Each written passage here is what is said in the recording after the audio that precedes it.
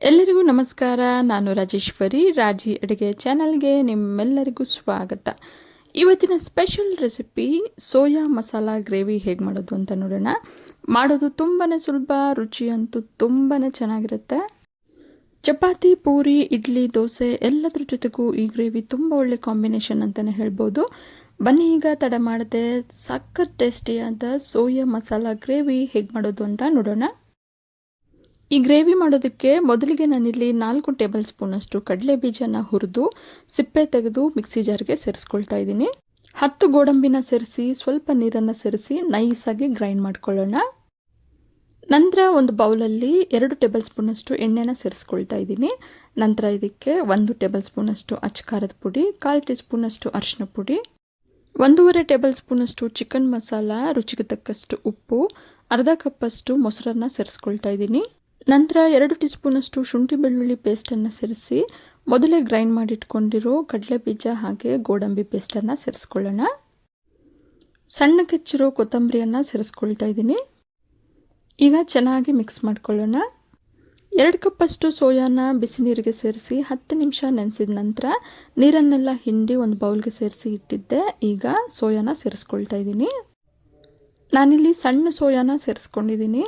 ದಪ್ಪ ಸೋಯಾದ್ರಲ್ಲಿ ಮಾಡೋದಕ್ಕಿಂತ ಈ ಗ್ರೇವಿಯನ್ನು ಸಣ್ಣ ಸೋಯಾದ್ರಲ್ಲಿ ಮಾಡೋದ್ರಿಂದ ರುಚಿ ತುಂಬಾ ಚೆನ್ನಾಗಿರುತ್ತೆ. ಸೋಯಾನ ಸೇರಿಸಿ ಚೆನ್ನಾಗಿ ಮಿಕ್ಸ್ ಮಾಡಿದ ನಂತರ 10 ನಿಮಿಷ ಮ್ಯಾರಿನೇಟ್ ಆಗೋದಕ್ಕೆ ಬಿಡೋಣ. ನಂತರ ಬಿಸಿಯಾಗಿರೋ ಕಡಾಯಿಗೆ 2 ಟೇಬಲ್ ಸ್ಪೂನಷ್ಟು ಎಣ್ಣೆನ ಸೇರಿಸ್ಕೊಂಡಿದ್ದೀನಿ.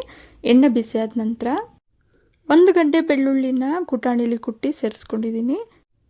ಲೋ ಫ್ಲೇಮಲ್ಲೇ ಬೆಳ್ಳುಳ್ಳಿನ ಚೆನ್ನಾಗಿ ಫ್ರೈ ಮಾಡ್ಕೊಳ್ಳೋಣ. ಸ್ವಲ್ಪ ಕರಿಬೇವನ್ನು ಸೇರಿಸ್ಕೊಳ್ತಾ ಇದ್ದೀನಿ. ನಂತರ 2 ಬ್ಯಾಡಗೆ ಮೆಣಸಿನ್ಕಾಯನ್ನು ಸೇರಿಸಿ ಲೋ ಫ್ಲೇಮಲ್ಲೇ ಕರಿಬೇವು ಹಾಗೆ ಬ್ಯಾಡಗೆ ಮೆಣಸಿನ್ಕಾಯನ್ನು ಫ್ರೈ ಮಾಡ್ಕೊಳ್ಳೋಣ. ಲೋ ಫ್ಲೇಮಲ್ಲೇ ಬೆಳ್ಳುಳ್ಳಿ, ಕರಿಬೇವು, ಬ್ಯಾಡಗೆ ಮೆಣಸಿನ್ಕಾಯನ್ನು ಈ ರೀತಿ ಫ್ರೈ ಮಾಡೋದ್ರಿಂದ ಗ್ರೇವಿಗೆ ತುಂಬ ಒಳ್ಳೆ ಫ್ಲೇವರ್ ಕೊಡುತ್ತೆ. ಈಗ ಮ್ಯಾರಿನೇಟ್ ಆಗಿರೋ ಸೋಯಾನ ಸೇರಿಸ್ಕೊಳ್ತಾ ಇದ್ದೀನಿ.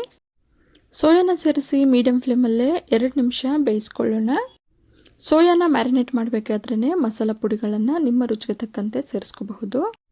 ಸೋಯಾ ಮ್ಯಾರಿನೇಟ್ ಮಾಡಿಟ್ಟಿರೋ ಬೌಲ್ಗೆ ಸ್ವಲ್ಪ ನೀರನ್ನು ಸೇರಿಸಿ ಗ್ರೇವಿಗೆ ಸೇರಿಸ್ಕೊಳ್ತಾ ಇದ್ದೀನಿ. ನಂತರ ಕಡಲೆಬೀಜ, ಗೋಡಂಬಿನ ಗ್ರೈಂಡ್ ಮಾಡ್ಕೊಂಡಿದ್ದ ಜಾರ್ಗೆ ಸ್ವಲ್ಪ ನೀರನ್ನು ಸೇರಿಸಿ ಗ್ರೇವಿಗೆ ಸೇರಿಸ್ಕೊಳ್ತಾ ಇದ್ದೀನಿ. ನೀರನ್ನು ಗ್ರೇವಿ ಕನ್ಸಿಸ್ಟೆನ್ಸಿ ಹೇಗೆ ಬೇಕೋ ಅದನ್ನು ನೋಡಿ ನೀವು ಸೇರಿಸ್ಕೋಬಹುದು. ನಾನಿಲ್ಲಿ ಅರ್ಧ ಕಪ್ಪಷ್ಟು ನೀರನ್ನಷ್ಟೇ ಸೇರಿಸ್ಕೊಂಡಿದ್ದೀನಿ. ಈಗ ಚೆನ್ನಾಗೊಮ್ಮೆ ಮಿಕ್ಸ್ ಮಾಡಿ ಲಿಡ್ಡನ್ನು ಮುಚ್ಚಿ ಮೀಡಿಯಂ ಫ್ಲೇಮಲ್ಲೇ 10 ನಿಮಿಷ ಕುದಿಸ್ಕೊಳ್ಳೋಣ. ಗ್ರೇವಿಯನ್ನು 10 ನಿಮಿಷ ಬೇಯಿಸಬೇಕಾದ್ರೆ ಆಗಾಗ ಸೌಟಾಡಿಸ್ತಾ ಬೇಯಿಸ್ಕೋಬೇಕು. ಇಲ್ಲದಿದ್ದರೆ ತಳ ಅಂಟೋ ಚಾನ್ಸಸ್ ಇರುತ್ತೆ. ಮೀಡಿಯಂ ಫ್ಲೇಮಲ್ಲೇ ಗ್ರೇವಿಯನ್ನು 10 ನಿಮಿಷ ಬೇಯಿಸ್ಕೊಂಡಾಗಿದೆ. ಮಸಾಲ ಸೋಯಾ ಎಲ್ಲ ಚೆನ್ನಾಗಿ ಬೆಂದು ಸೈಡಲ್ಲೆಲ್ಲ ಎಣ್ಣೆ ಬಿಡೋದಕ್ಕೆ ಶುರುವಾಗಿದೆ. ಈಗ ಗ್ಯಾಸ್ ಫ್ಲೇಮನ್ನು ಆಫ್ ಮಾಡಿ ಚೆನ್ನಾಗೊಮ್ಮೆ ಮಿಕ್ಸ್ ಮಾಡಿ ಬಿಸಿ ಬಿಸಿಯಾಗಿ ಸರ್ವ್ ಮಾಡ್ಕೊಳ್ಳೋಣ. ಈ ಗ್ರೇವಿಯನ್ನು ಚಪಾತಿ, ಪೂರಿ, ದೋಸೆ, ಇಡ್ಲಿ, ಗೀ ರೈಸ್, ಜೀರಾ ರೈಸ್ ಎಲ್ಲದ್ರ ಜೊತೆಗೂ ಸರ್ವ್ ಮಾಡ್ಕೋಬಹುದು. ತುಂಬಾ ರುಚಿಯಾಗಿರುತ್ತೆ. ನೀವು ಕೂಡ ಒಂದ್ಸಲ ಟ್ರೈ ಮಾಡಿ ನೋಡಿ. ಹಾಗೆ ನಿಮ್ಗೆ ಹೇಗೆ ಬಂತು ಅಂತ ಕಮೆಂಟ್ ಮುಖಾಂತರ ತಿಳಿಸಿ. ಬೆಳಿಗ್ಗೆ ಬ್ರೇಕ್ಫಾಸ್ಟ್ಗೆ ಅಥವಾ ಮಧ್ಯಾಹ್ನ ಮಕ್ಕಳ ಲಂಚ್ ಬಾಕ್ಸ್ಗೂ ಕೂಡ ಈ ಗ್ರೇವಿಯನ್ನು ಮಾಡ್ಕೋಬಹುದು. ಮೇಲೆ ಸ್ವಲ್ಪ ಕೊತ್ತಂಬರಿಯನ್ನು ಸೇರಿಸಿ ಗಾರ್ನಿಷ್ ಮಾಡ್ಕೊಳ್ತಾ ಇದ್ದೀನಿ. ಇವತ್ತಿನ ಸ್ಪೆಷಲ್ ಸೋಯಾ ಮಸಾಲಾ ಗ್ರೇವಿ ನಿಮಗೆಲ್ಲ ಇಷ್ಟ ಆಗಿದೆ ಅಂದ್ಕೊಂಡಿದ್ದೀನಿ. ಇಷ್ಟ ಆಗಿದ್ರೆ ಈಗಲೇ ಒಂದು ಲೈಕ್ ಮಾಡಿ, ಹಾಗೆ ನಿಮ್ಮ ಫ್ಯಾಮಿಲಿ ಆ್ಯಂಡ್ ಫ್ರೆಂಡ್ಸ್ ಜೊತೆ ಶೇರ್ ಮಾಡಿ. ಮತ್ತಷ್ಟು ಸುಲಭ ಹಾಗೂ ರುಚಿಯಾದ ರೆಸಿಪಿಗಳಿಗೋಸ್ಕರ ರಾಜಿ ಅಡುಗೆನ ಸಬ್ಸ್ಕ್ರೈಬ್ ಆಗೋದನ್ನು ಮರಿಬೇಡಿ. ಮತ್ತೊಂದು ರುಚಿಯಾದ ರೆಸಿಪಿಯೊಂದಿಗೆ ಮುಂದಿನ ವಿಡಿಯೋದಲ್ಲಿ ಸಿಗೋಣ. ಧನ್ಯವಾದಗಳು.